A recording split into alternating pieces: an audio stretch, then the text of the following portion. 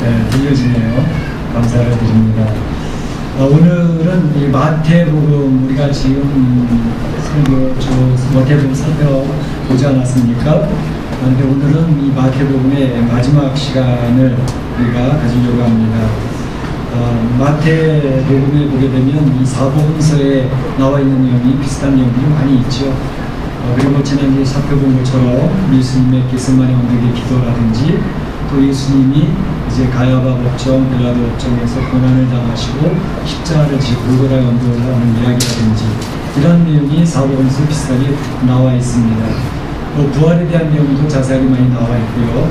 그런데 그런 내용들을 저희가 자세히 다루고 있지 않고, 이제 오늘은 마지막으로 보려고 하는 것은 이 주님의 고난당하심과 십자가의 죽으심, 그리고 부활의 사건들은 고난주일이나 부활주일에 자세히 많이 살펴보기 때문에 오늘 스킵하고 넘어가고, 이제 마태복음 마지막 부분을 살펴보려고 합니다. 이 마지막 부분을 보면서 생각하는 것은 과연 마태가 예수님의 메시지를 기록을 하면서 그가 마지막에 기록하는 것을 통해서 과연 예수님이 그의 사랑하는 성도들에게, 그의 제자들에게 무엇을 강조하고 싶은가 하는 것을 오늘 본문을 보면 알 수가 있습니다. 그래서 마태는 예수님의 사역을 보면서, 또 예수님의 가르침을 보면서 예수님이 그의 제자들과 그의 사랑하는 성도들에게 무엇을 강조해서 이야기하고 싶은가 하는 것을 이제 오늘 마태복음 마지막 부분에 딱 결론처럼 딱 정리하고 있는데, 그 내용을 살펴보면서 한 얘기를 나누고 싶은 거죠. 자, 이 마태가 예수님의 말씀을 전달하는 자로서 무엇을 강조하고 초점까지 이야기하고 있는가, 그것은 오늘 16절에서 20절까지 어떤 그러한 내용들입니다.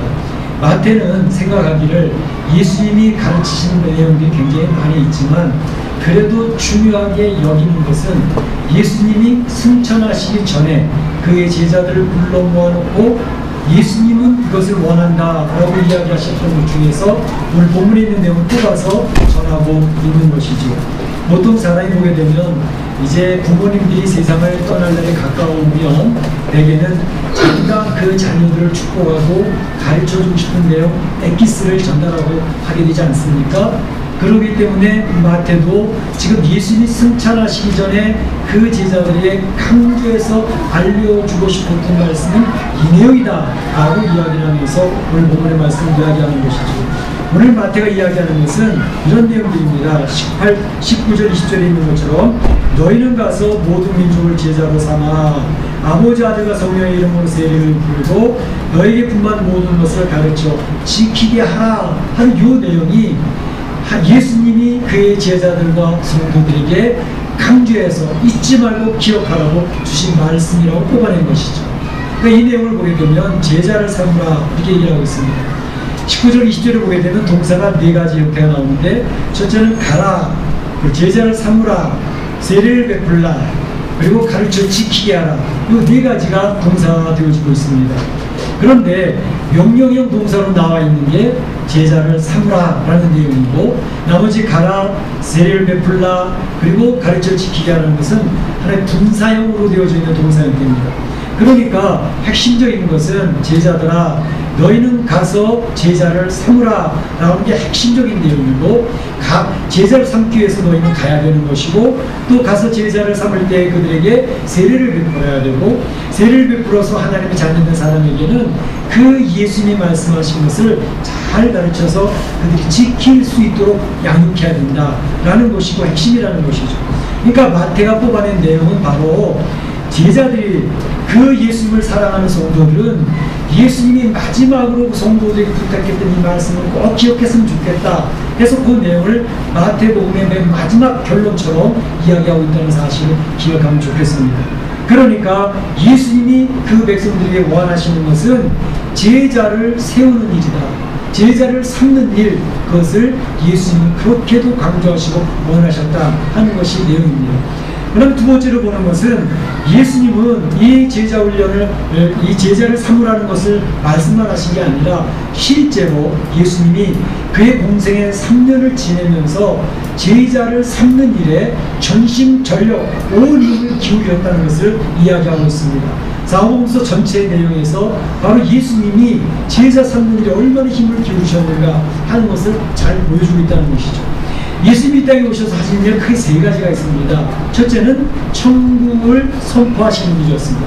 그래서 회개하라, 천국이 가까웠다. 하나님 나라를 바라보고 이 하나님 나라에 갈 준비를 해라 하는 것이 첫 번째 메시지였고, 두 번째는 이 세상에 살고 있는 사람들이 죄성을 물려받고 태어났기 때문에 죽음을 향해 달려가는 인생이 되어져서 이 세상에 살 때도 그 죄성에서 이제 포로가 되어져서 근심하며 걱정하며 살고, 또 자녀들 때문에 걱정하고 살고, 사업을 하면서 걱정하며 살고, 또 관계가 틀어져서 가족들끼리 힘들어 사는, 그래서 또는 병마에 걸려가지고 힘들어 사는 이러한 신음하고 있는 인생들, 그 인생들을 자유롭게 하고 또 회복하게 하고 또 이제 복음 안에서 기쁨을 누리게 하기 위해서 예수님이 하셨던 일은 병든 자를 고치시는 사역을 많이 하셨습니다.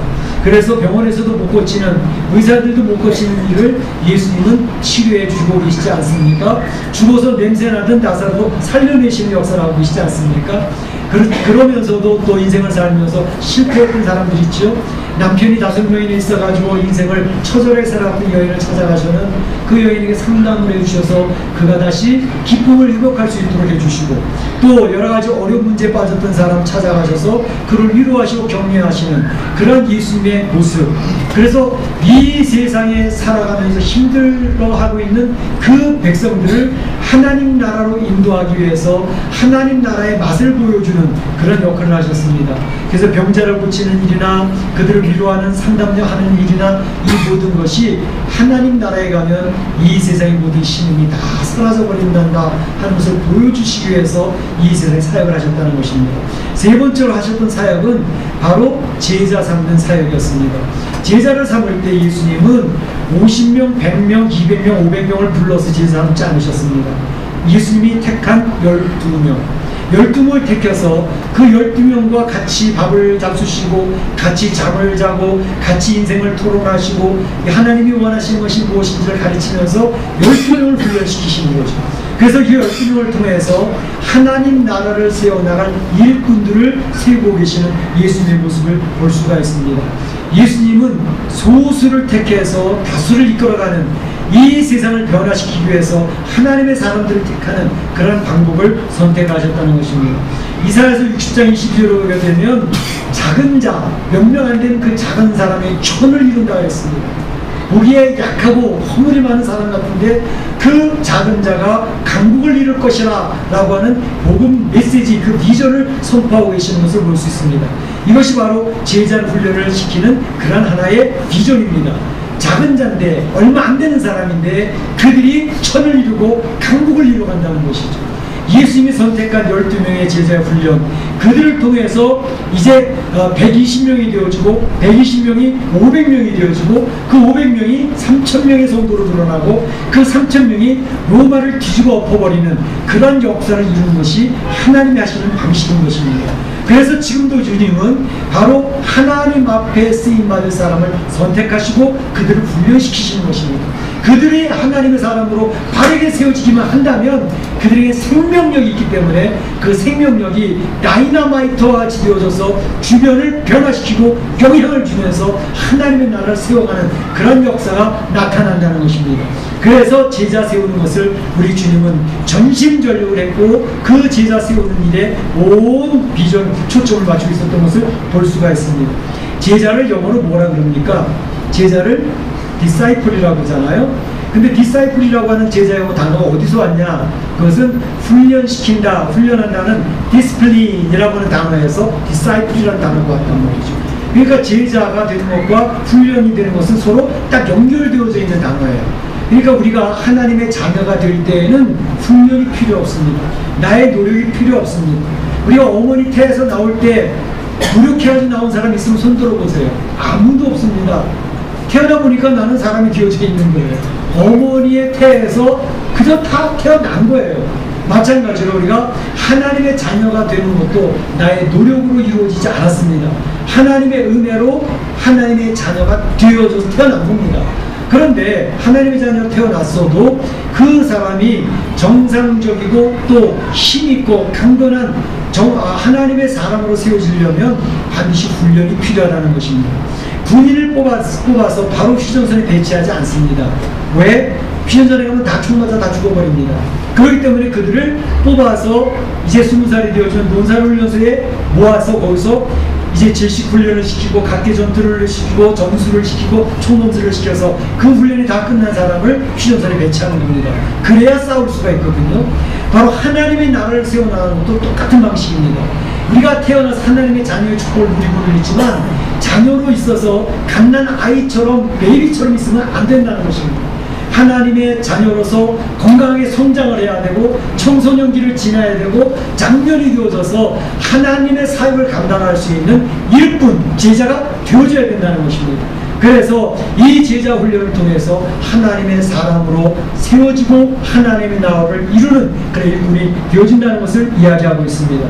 그래서 우리가 제자 훈련을 이렇게 몇 분씩 뽑아서 하고 있지만 사실은 그 몇 명만 시키는 게 아니라고 봅니다. 저는 사실 우리 성도들 모두를 제자 훈련의 대상으로 보고 그렇게 조금씩 자리 잡아갈 수 있도록 인도하려고 애를 쓰고 있습니다. 사실은 이미 하고 있습니다. 그것은 교회 카톡방을 통해서 매일같이 하나님 말씀 올려드리지 않습니까? 그것이 무슨 뜻인지 설명이 붙어있지 않습니까? 또 그것을 읽은 사람들이 그 말씀을 읽고 자기가 어떻게 느꼈는지 그 느낌을 쓴 글을 이제 같이 어느 정도의 묵상 나누고 올려주지 않습니까? 아, 이 사람은 나는 이렇게 생각했는데 이 사람은 이렇게 봤구나 하는 것을 알 수 있도록 이제 서로 나눔, 그게 코이노니아거든요. 서로 나눔을 알 수 있게 해줬죠. 그리고 묵상 에세이가 있어서 우리 신앙이 좀 도전될 수 있는 짧은 예언을 하나씩 올려드립니다. 이것은 왜? 이것을 통해서 우리가 제자 훈련을 하는 데 있어도 핵심은 바로 그 부분입니다. 그래서 하나님 말씀을 가까이 하고 하나님 말씀, 맨 처음에는 하나님 말씀이 안 들려져요. 그리고 이게 무슨 뜻인지도 모르겠어요. 그러나 자꾸 가까이 하다 보면 그게 무슨 뜻인지 귀에 들어오기 시작을 하고 그게 설명이 있으니까 아, 내가 몰랐던 부분을 알게 되어지고 그러면서 그 말씀을 가지고 내가 기도하게 된단 말이죠. 하나님, 오늘은 이런 말씀을 주셨는데 이 말씀 가지고 제가 승리할 수 있도록 도와주세요. 2, 3분이라도 잠깐 기도하면서 내 사업의 문제를 하나님께 맡기고 내 가정의 어려운 부분들을 주님께 의탁하면서 하루를 시작한단 말이죠. 그것이 맨 처음에는 이게 어색해요. 잘 안 되어져요. 어떤 때는 이게 펼쳐다가 또 뭐 안 내고 덮어버려요. 그러나 점점 가다 보면 그 말씀이 내 눈에 들어오기 시작을 합니다. 제가 보니까 말씀 올리고 한 1시간 정도 지나면 한 4, 50분, 한 50명 정도는 보시는 것 같아요. 그러니까 그 말씀을 기다렸다 보시는 분들이 계시더라고요. 그래서 그 말씀을 볼 때에 이제 제자 훈련하는 분들은 맨날 노트를 써요. 한 페이지씩 써가지고 걸 제가 수치 검사를 늘 해요. 그래서 1년을 지나면서 그것이 훈련되도록 만드는 겁니다. 그러면 그 말씀 속에 내가 들어가면서 주님과 더 깊은 교제와 소통이 이루어지도록 되어지는 거죠. 그래서 맨 처음엔 몰랐는데 점점 갈수록 하나님이, 예수님이 오늘 하루의 삶의 나에 대해서 이렇게 인도하고 계시는 것을 체험해 나가기 시작을 합니다. 그 체험이 있어지면 이제 하나님이 나의 가정을 어떻게 풀어주셨는지, 나의 사업의 문제를 어떻게 해결해 주셨는지 그런 간증거리가 생기기 시작을 하는 거죠. 그러면 우리 주님은 너무 좋으신 분, 우리 하나님은 살아계신 분, 내가 힘들어 눈물을 흘리기 나의 눈물을 닦아주시는 분, 그 주님을 의지합니다. 그 믿음, 하나님을 위한 신뢰가 생기기 시작합니다. 그러면서 이 어려운 멕시코 이민의 삶을 이겨나갈 수 있는 능력이 생깁니다. 그것이 바로 제자가 되어져가는 것입니다. 이미 우리 성도도 제자 훈련하는 분들도 있지만 하지 않는 분들 모두도 제자 훈련의 가장 중요한 부분을 좀 하고 계신 중에 있습니다.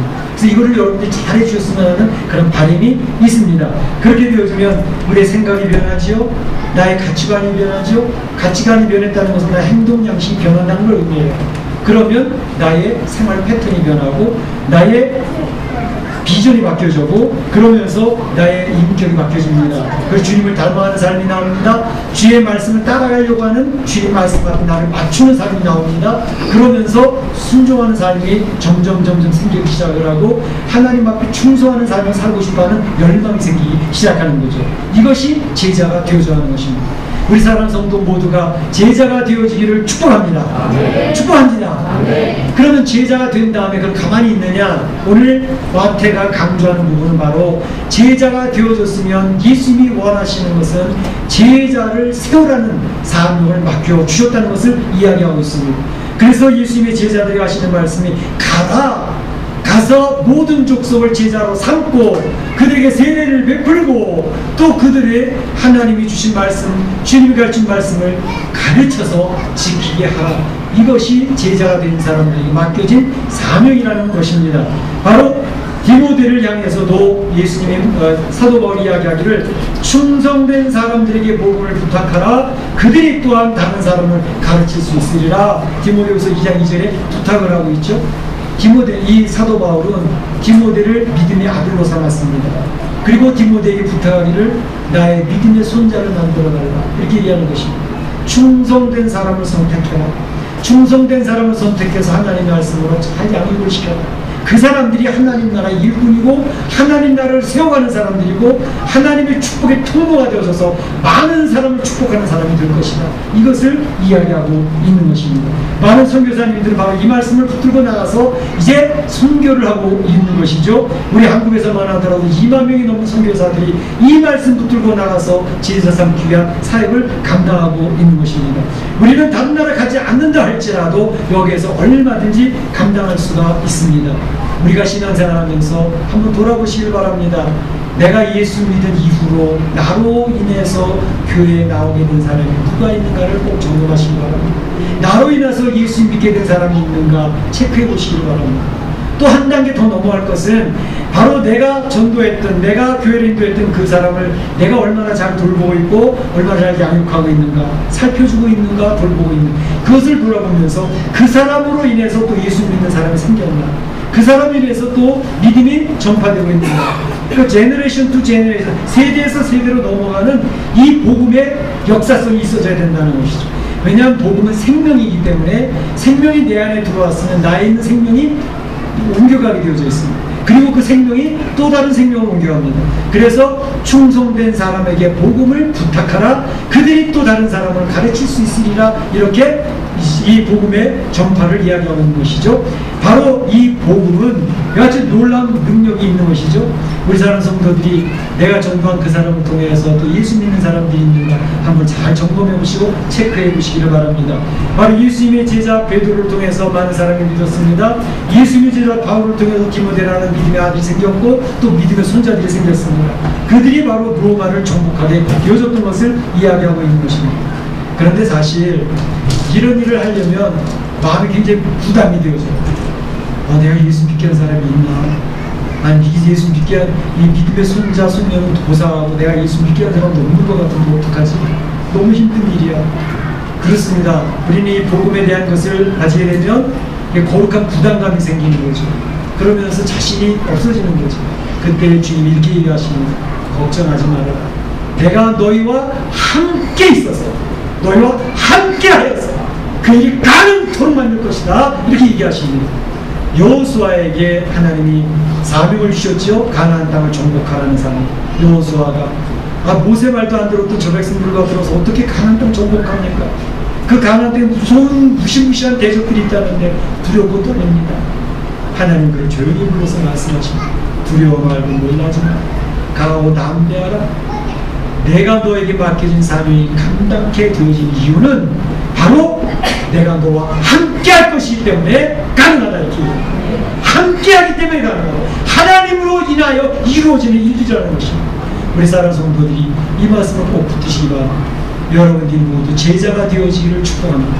제자가 되어졌을 때 제자를 삼는 일을 감당할 수 있기를 원합니다. 하나님이 예수님이 내가 너희와 함께 하겠다고 선언해 주셨습니다. 그런 축복이 넘치기를 주의 이름으로 축원합니다. 아멘.